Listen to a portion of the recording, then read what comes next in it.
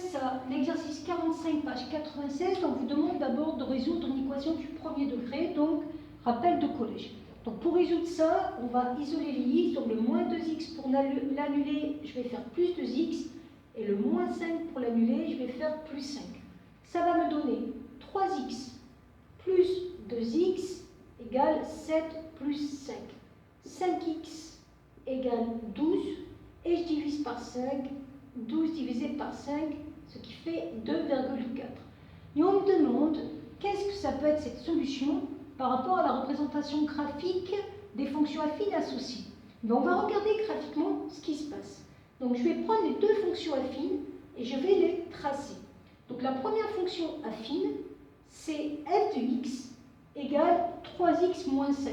Donc pour la tracer, je vais d'abord m'occuper de l'ordonnée à l'origine moins 5. Donc 1, 2, 3, 4, 5. Donc je sais que cette droite va passer par moins 5 à l'ordonnée à l'origine. La droite, c'est la représentation graphique d'une fonction affine. Je sais que mon coefficient directeur ici fait 3. Ça veut dire que je vais avoir un x qui va être multiplié par 3. Ça va me permettre de dire que quand je me déplace de 1, je monte de 3. 1, 2, 3. Donc j'arrive exactement à moins 2 ici. Et là, je pourrais faire ça partout. C'est-à-dire quand je me décale de 1, je monte de 3, etc., etc. Ça va me permettre de tracer la droite correspondant à la fonction f, que j'appelle courbe de f. Je vais passer à la fonction g.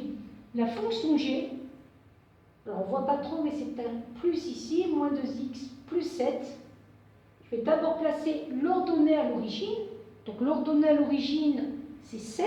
Donc je vais effacer ça pour pouvoir compléter le graphique. Donc 7, on y va. Donc 1, 2, 3, 4, 5, 6, 7 sur le graphique.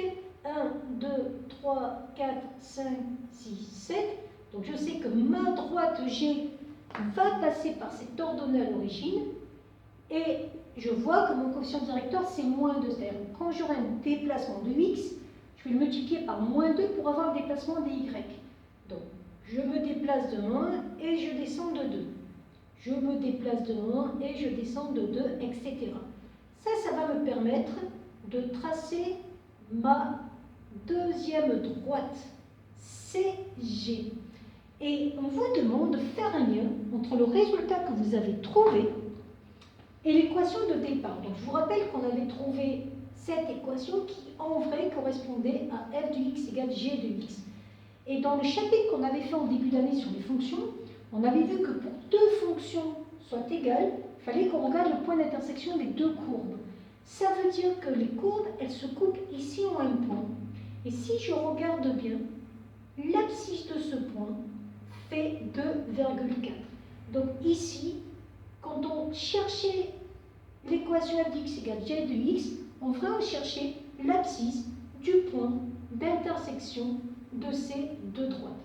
Abscisse du point d'intersection de ces deux droites.